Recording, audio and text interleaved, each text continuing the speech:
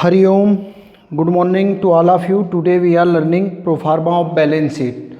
अभी अपन ने लास्ट दो वीडियो में देखा proforma of trading account and proforma of profit and loss account. आज अपन बनाने वाले हैं proforma of balance sheet. Balance sheet का प्रोफार्मा कैसे बनाते हैं हम, बैलेंस शीट के प्रोफार्मा में क्या क्या आता है, ये बेसिक कॉन्सेप्ट अपन देखने वाले हैं, ताकि आप सभी को जो भी 11th क्लास, चाहे वो CBSE के स्टूडेंट हों, चाहे वो MP बोर्ड के स्टूडेंट हों, चाहो कोई सा भी बोर्ड हो, जहाँ पे फाइनल अकाउंट बनाने के लिए पूछा जाएगा वहाँ पे इस प्रोफार्मा का यूज किया जाएगा। कैसे, देखें क्या क्या आता है बैलेंस शीट के प्रोफार्मा में। पहले तो बैलेंस शीट, यहाँ पे एज ऑन होता है और यहाँ पे डैश डैश, मतलब जो डेट क्वेश्चन में पड़ी होती है वही डेट अपन यहाँ पे डाल देते हैं। प्रोफार्मा ऑफ बैलेंस शीट में कौन कौन से आइटम अपन लिखते हैं, इसमें बैलेंस शीट में डेबिट और क्रेडिट नहीं होता, इसमें लायबिलिटी,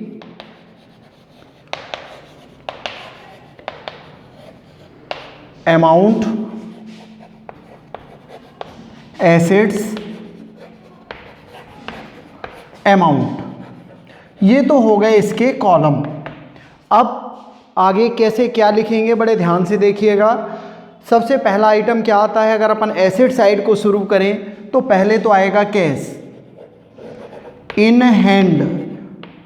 देखिए कभी कभी क्वेश्चन में खाली कैश लिख के आ जाता है, कभी कभी लिखा रहता है कैश इन हैंड, फिर उसके बाद लिखा रहता है cash at bank, cash at bank. ये क्वेश्चन में दिए रहते हैं, या तो खाली बैंक बस लिखा होगा तो भी ये दोनों आइटम पहले आ गए।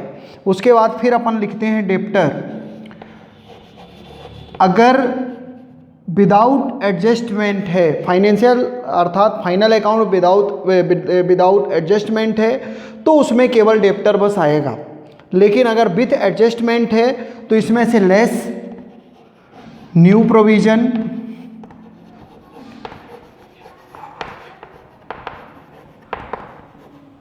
और फिर अगला लेस प्रोविजन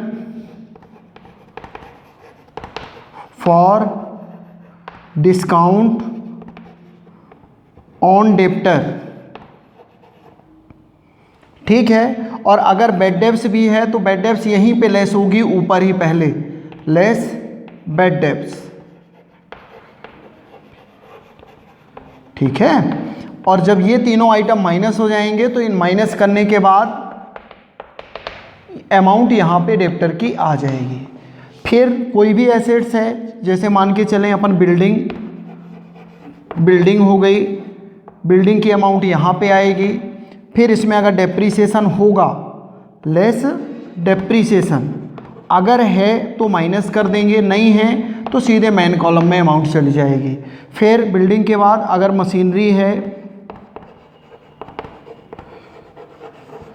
तो ये अमाउंट यहाँ पे आएगी, लेस डेप्रीसिएशन। यदि होगा तो लिखेंगे, नहीं है तो कोई बात नहीं, है ना। फिर फर्नीचर भी हो सकता है,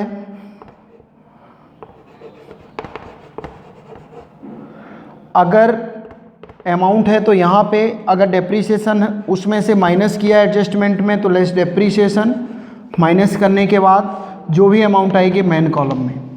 फिर उसके बाद जितने भी प्रीपेड एक्सपेंसेस होंगे, प्रीपेड एक्सपेंसेस वो भी आएगा। एक्यूड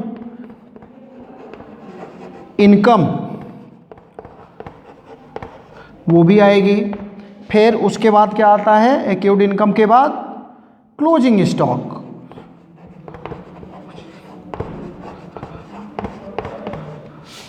ये भी क्लोजिंग स्टॉक को भी अपन यहीं पे लिखते हैं। और इसके बाद लास्ट में होता है टोटल, ठीक है। और भी कई एसेट्स होती हैं जो कि एसेट्स में लिखी जाती हैं। मैंने कुछ ही एसेट्स, जो मोस्टली हर क्वेश्चंस में ये एसेट्स मिलती हैं हमको, तो अपन ने कुछ एसेट्स उठा करके एसेट्स में लिख लिया। उसके बाद लायबिलिटी साइड में आ जाइए। लायबिलिटी में क्या आता है, पहले सबसे पहला आइटम अपन लिखते हैं क्रेडिटर। क्या लिखते हैं, क्रेडिटर। फिर क्रेडिटर के बाद क्या है लिखते हैं, बिल्स पेबल। बड़े ध्यान से देखिए, तो जब यहाँ पे पेबल है तो एसेट्स में क्या हो जाएगा, रिसीवेबल, कहीं पे भी आ सकता है, इसके बाद ही अपन इसको यहाँ पे लिख सकते हैं बिल्स रिसीवेबल। डेप्टर के पहले भी लिख सकते हैं और बाद में भी, कोई दिक्कत नहीं। बिल्स पेबल लिख दिए। फिर बैंक लोन, बैंक लोन। फिर अगर और किसी से भी लोन है, लोन लॉन्ग टर्म लोन या लोन थर्ड पार्टी से हमने लिया हुआ है तो वो भी आएगा। बैंक ओवरड्राफ्ट वो भी आएगा इसी साइड में, है ना। फिर इसके बाद अपन लिखते हैं कैपिटल। क्या लिखते हैं, कैपिटल। कैपिटल के अमाउंट यहाँ लिखते हैं, ऐड नेट प्रॉफिट, जो भी होगा ऐड करेंगे। ऐड करने के बाद जो अमाउंट आएगी उसको नीचे लिख देंगे। अगर मान लीजिए नेट लॉस है तो माइनस हो जाएगा वो।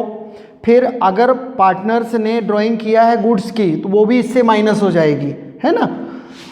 उसके अलावा ये मेन कॉलम है। फिर आउटस्टैंडिंग एक्सपेंसेस, आउटस्टैंडिंग सैलरी हो सकती है, कमीशन हो सकता है, वेजेज हो सकती है, मतलब आउटस्टैंडिंग जो भी हैं, जो भी आउटस्टैंडिंग एक्सपेंसेस हैं जो कि हम प्रॉफिट एंड लॉस पे लिख चुके होते हैं उनको इसमें अपन लिख सकते हैं।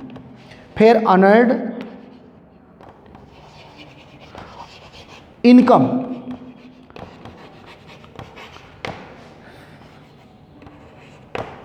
ये भी यहीं पे आएगी। और भी अगर मान के चलिए कि जैसे बेसिक कॉन्सेप्ट है, बैंक ओवरड्राफ्ट मैंने नहीं लिखा, मैं लिख देता हूँ, बैंक ओडी है ना, लॉन्ग टर्म लोन है,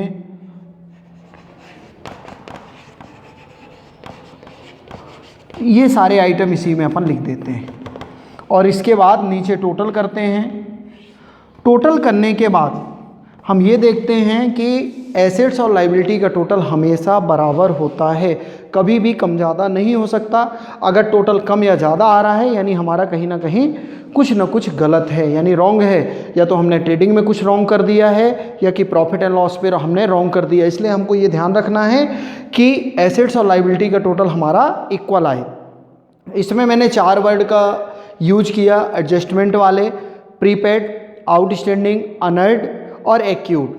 आउटस्टैंडिंग दैट मीन्स ऐसे expenses, that means these are expenses due but not paid, हमने एक्सपेंसेस तो कर दिया लेकिन अभी तक उनका पैसा हमने नहीं दिया, वो भी हमारी लायबिलिटी है। फिर उसके बाद अनअर्न्ड इनकम। अनअर्न्ड इनकम का मतलब होता है कि एडवांस में पैसा ले लेना, that means you can receiving amount but not given any services.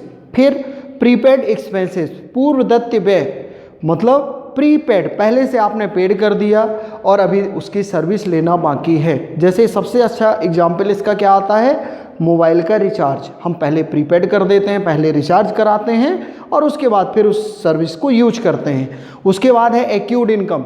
Accrued income का मतलब हिंदी होता है उपार्जित। उपार्जित मतलब आपने अर्जन तो कर लिया, that means you can given a service but not receive income, काम आप कर चुके हैं लेकिन अभी तक उसका पेमेंट आपको नहीं मिला। ये है, आप एक एक करके मैंने तीनों फॉर्मेट एक्सप्लेन कर दिए हैं, trading account, profit and loss और बैलेंस शीट। बैलेंस शीट मैंने विथ एडजस्टमेंट के साथ बनाया ताकि आप जर्नल वाली बैलेंस शीट भी बना पाएँ और एडजस्टमेंट वाली। इन बैलेंस शीटों, हालांकि बुक में बनी हुई हैं ये, फिर भी मैंने एक बार इनको एक्सप्लेन किया। कभी भी एक एसेट्स ऐसी होती है जिसमें कभी डेप्रीसिएशन नहीं लगता, वो है लैंड। ज़मीन के ऊपर कभी भी डेप्रीसिएशन चार्ज नहीं होता। डेप्रीसिएशन क्या है, डेप्रीसिएशन के बारे में आप पूरा पढ़ चुके हैं एक चैप्टर, तो थोड़ा सा ध्यान देंगे। और अगर एज अ रूल आप तीनों फॉर्मेट का यूज करते हैं तो फाइनल अकाउंट बड़े आसानी से आप बना सकते हैं। Thank you.